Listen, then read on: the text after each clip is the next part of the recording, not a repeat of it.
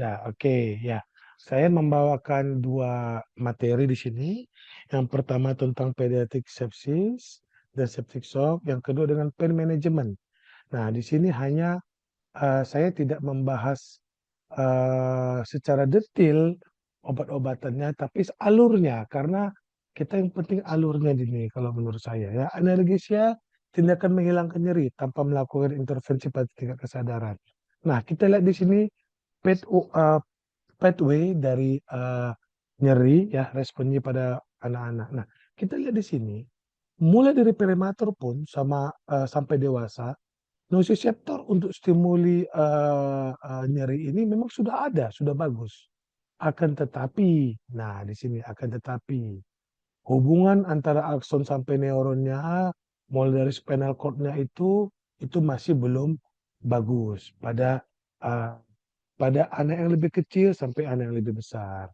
Nah, di mana imun sistem di sini kita lihat juga, eee, tidak terlalu bagus juga dibandingkan dengan dewasa. Nah, ini modalitas dari analgesia yang ada. Pertama ya, pediatric multimodal analgesia. Yang pertama psikologis dulu di sini. Ya psikologis dulu sini. Bisa dengan cognitive behavioral therapy. Nah, ini memang perlu pengalaman, perlu juga pembelajaran ya psikologis. Kemudian kita baru ke, kalau saya bilang jangan ke langsung basic analgesi, ke integratif terapi.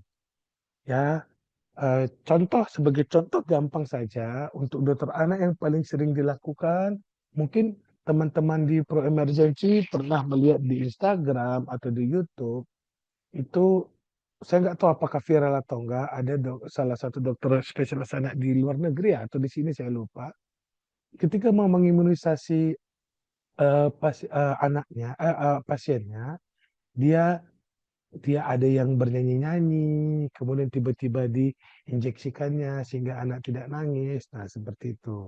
Atau, yang paling sering ya saya diajari oleh Satgas Imunisasi IDAI, itu biar anaknya dalam pelukan orang tuanya, sambil bermain, kemudian kita, injeksikan atau kita suntik imunisasi. Beberapa saya bilang tidak semua. Beberapa pasien saya lakukan seperti itu, anak tidak nangis. Beberapa. Tapi memang kebanyakan anak begitu masuk ke rumah sakit, belum masuk ke dalam, kamar kita saja atau dalam kamar periksa kita saja sudah menangis-nangis dia, seperti itu. Kemudian basic analgesia ya dengan, paracetamol atau NSAID ya. Kemudian, kita bisa lanjut kepada adjuvannya ya. Kemudian kita juga bisa pertimbangkan pemberian opioid di sini. Nah, atau, untuk pasien-pasien yang, eee, ada penyebabnya dan, lumayan panjang, nyerinya, itu kita bisa pikirkan suatu rehabilitasi. Ya, untuk pasien yang berat bisa kita pikirkan suatu regional anestesi di sini. Nah, ini target terapi kita lihat. Kita kita, harus nilai dulu, apakah yang, terapi yang kita berikan ini untuk apa? Untuk nyeri yang akut ya, kemudian atau nyeri yang kronik ya, atau untuk nyeri pada pasien-pasien, keganasan. Nah, sehingga kita bisa nilai apa yang mau kita berikan. Itulah tadi di slide sebelumnya ada modalitas, terapi yang, akan kita lakukan. Nah, di sini kita lihat ya, kita nilai dulu apakah nyerinya itu nyeri ringan, nyeri sedang, atau nyeri berat, ya. Nah, nyeri ringan kita bisa pemberikan dengan, non-opioid analgesia, ya, acetaminophen, NSAID di sini. Kalau nyeri sedang bisa non-opioid analgesia juga, ya. Jika nggak mumpuni kita bisa tambah opioid. Kalau nyeri hebat, ya, kita tambahi oleh adjuvan tadi. Nah, ini yang penting kita, untuk menilai bagaimana sih menilai nyeri. Kalau dewasa gampang, "Bu sakit Bu sakit, saja, sangat sakit, atau sangat sakit sekali?" Nah bisa. Atau seperti 0 sampai 10 skala nyeri yang bagaimana, atau kita bisa lihat dari wajahnya ya, dari Wong Baker Scale atau yang lain. Nah, ini khusus anak, anak berbeda-beda ya. Kita lihat usia 6 bulan, anak itu belum paham terhadap nyeri ya, respon terhadap stres, tapi ini diekspresikan oleh orang tua. "Iya Dok, dia kalau mulai sakit Dok, langsung meringis atau langsung mukanya tegang," seperti itu contohnya. Nah, perilakunya yang bisa kita lihat adalah merintih dan bisa menegangkan atau gerakan seluruh badan. Bahasanya yang bisa kita lihat hanya menangis di sini. Nah, skor nyerinya ini NIPS atau FLAC atau FLACC. Nah, 6 sampai 12 bulan kita lihat respon nyerinya ya sudah mulai ada. Ya. Nah, bukan hanya stres, tapi respon cemas dapat diekspresikan oleh orang tua. Jadi orang tua bisa, menunjukkan respon cemas pada si bayi, bukan si orang tua yang cemas. Nah, perilakunya yang bisa kita lihat ada merintih, mulai irritability di sini, cemas, dan reaksi stimulus diekspresikan oleh refleksnya. Bahasanya masih menangis. Skor nyerinya ini NIPS atau FLACC. Nah, di usia 1 sampai 3 tahun ya, dia nggak mengerti penyebab nyerinya dan timbulnya, ya, di mana sudah mulai bagus ada reaksi lokal pada stimuli, ya, pada stimulus nyeri kita ada reaksi lokal di situ dan, eee, anak sudah mulai agresif dan melawan, di mana anak sudah mulai menjerit di sini, tapi belum dapat menjelaskan tipe dan intensitas dari nyerinya. Skor nyerinya di sini kita bisa pakai FLACC atau FLAC. Nah, 3 sampai 6 tahun sudah mulai paham terhadap nyeri, tapi nggak paham terhadap penyakitnya, ya, penyakit yang didasari oleh nyeri tersebut. Dan juga tidak paham, eee, jika kita mau mau mendiskusikan tentang penanganan nyerinya juga belum paham di sini. Nah, perilakunya adanya perlawanan fisik secara aktif, agresif dan respon verbal dan fisik terhadap nyeri. Bahasanya dia mampu menjelaskan nyerinya. Ya nyerinya dia kalau kalau, tiba-tiba bisa timbul dan, biasanya itu di perutnya perut di bawah seperti itu dia. Skor nyerinya kita bisa pakai FLACC atau, FPS yang revise. 7 sampai 9 tahun tidak mengerti sebab timbulan nyeri, tapi dapat menghubungkan dengan penyakit yang ada dan dapat mengerti dengan pemberian tata laksana nyeri yang kita akan, kasih sama dia. Nah, perilakunya sini sudah mulai tawar-menawar. "Aduh, jangan dulu lah Dok, jangan inilah," seperti itu. Dan ada perlawanan pasif, ya, dapat menegangkan tubuh dan adanya penarikan diri secara emosional. Bahasanya dia dapat menentukan lokasi nyeri dan dapat juga menentukan derajatnya, tipe dan organ tubuh yang terlibat di sini. Jadi sudah mulai lebih enak dia, komunikasinya. Nah, di 10 sampai 12 tahun ya, memiliki pemahaman yang baik terhadap nyerinya. Akan tetapi, nah di sini dia, beda dia lagi. Memang udah lebih jelas, udah lebih sudah mulai kooperatif. Tapi dapat pura-pura berani sekarang. Ya, "Enggak Dok, nggak ada apa-apa, biasa aja kok, bisa kok saya tangani," seperti itu. Nah, dari bahasanya dapat menjelaskan dengan baik lokasi dan intensitas daripada nyeri. Nah, 13 sampai 18 tahun dapat memahami dengan baik nyeri dan sebab-sebabnya. Mampu mengenali kualitas dan kuantitas dari karakteristik nyeri tersebut. Akan tetapi di sini dia lebih bertindak seperti orang dewasa, tidak mau menyampaikan keseluruhan keluhannya kepada dokter kah yang ada atau perawat yang ada.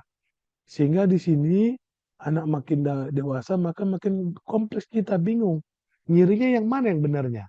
Apakah di kepala, atau di wajah, atau di mulut? Nah, seperti itu contohnya. Nah, ini yang tadi NIPS scale ya, eee, skor nyeri pada bayi dan newborn ya di sini ada 6 variabel. Ekspresi wajah, menangis, pernafasan, kemudian, eee, lengannya, kemudian kakinya, dan alertness di sini. Nah, kita lihat, kalau 0 poin semua rileks, nggak ada masalah apa-apa.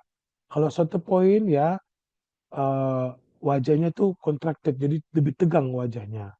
Cry-nya itu seperti itu. Nah, kemudian breathing ya, berbeda dia di sini ya. Kemudian tangannya ya bisa difleksikan atau ditegangkan, begitu juga kakinya, dan alertness-nya di sini sudah mulai diisah dia di sini. Nah, sini kita lihat. Kemudian ini yang juga terkenal adalah face lag activity crying and consolability, FLAC scale. Face-nya ya eh, biasa-biasa saja di sini ya, menolak atau dia senyum bisa di sini. Kemudian kalau satu ya kita lihat sudah mulai merintih di sini. Kalau dua di sini ya sudah mulai menegang-negangkannya ya. Kemudian dari leg-nya kita lihat normal, ini mulai tegang, di sini mulai menendang-nendang di sini. Aktivitinya normal di nol, satu dia di mulai tegang, dan sini mulai bisanya menegang sekali atau bahkan uh, uh, menganta-anta. Ini menangis ya, menangis, dan sini bisa menjerit dia. Consolability juga seperti itu. Nah, ini face pain scale yang revise ya. Nih, 0, 2, 4, 6, 8, dan 10. Ini untuk anak yang sudah lebih besar. Nah, kita lihat dari modalitas analgesia tadi adalah basicnya kita lihat. Basic dulu, seperti terapi antibiotik. Jangan dikit-dikit kita langsung meropenem, injeksi. Atau jangan dikit-dikit kalau orang langsung kita azithromycin. Kecuali memang jelas narrowing antibiotik using di sini. Hmm. Jadi di sini kita berikan dulu acetaminophen atau ibuprofen. Ya, dengan kita lihat. Jadi kita bisa bisa menukangi ya, atau kita bisa mengadaptasikan dengan nyeri itu di dosis. Nah, di dosis. Kita lihat di sini ibuprofen 400 sampai 600 mg per dosisnya. Ya, per kalinya berarti. Di sini kita bisa lihat 5 sampai 10 mg per kilo. Ya, bisa diulang 6 sampai 8 jam tergantung dengan nyeri yang kita dapati. Nah, acetaminophen atau paracetamol yang paling sering dan paling eh, nyaman ya kita berikan ya. Ini kita lihat pada neonatus ya 5 sampai 10 mg per kilo. Kemudian 1 sampai 3 bulan 10 mg per kilo ya. Di bawah 12 tahun kita di atas 4 bulan di sini 10 sampai 15 mg per kilo kita di sini. Dengan maksimal dosnya berbeda-beda. Ya, pada anak besar bisa sampai 4.000 mg per hari atau 4 gram. Atau kalau tablet mungkin ya 8 tablet ya di situ. Dan durasinya bisa 6 jam dah ya. Bisa juga 4 sampai 6 jam di sini. Nah, juga di awal basic analgesinya kita rolak ya. Kita rolak. Eh, untuk untuk basic analgesianya. Kita lihat bisa diulang 6 sampai 8 jam di sini. Dengan maksimal dosnya 30 mg per kali. Ya. Kemudian opioid analgesia di sini. Opioid analgesia. Nah, ini ada morfin ya. Bisa bolus atau kontinus, tergantung pasiennya, tergantung skala nyerinya yang kita lihat. Kemudian fentanyl bisa bolus sama kontinus juga ya. Hidromorfon, oksikodon ini jarang kita pakai, tramadol. Efek sampingnya, nah ini yang kita lihat, efek samping dari opioid. Nah, pruritus ya, gatal-gatal, jangan langsung kasih anti gatal. Nah, gitu dia. Jangan langsung kasih anti gatal di sini. Kita lihat dulu dia di sini. Ya, eh, apakah kita turunkan dosisnya atau kita ganti si opioidnya tersebut, ya, jenis opioidnya tersebut. Kemudian ada mual muntah di sini, ya. Nah, sama juga, ya, kita bisa turunkan dosisnya atau enggak. Respiratory depresi pernafasan di sini. Ya, jika apnu, ya, kita langsung eh, tangani dengan RW manajemen dan kita bisa titrasi, kita mulai turunkan lagi. Nah, sedasi yang ada beberapa beberapa analgesi yang mempunyai efek sedasi ya, turunkan dosisnya atau ganti, opioidnya, ya. Konstipasi ya bisa juga dan opioid induced tolerance di sini. Oke, terima kasih.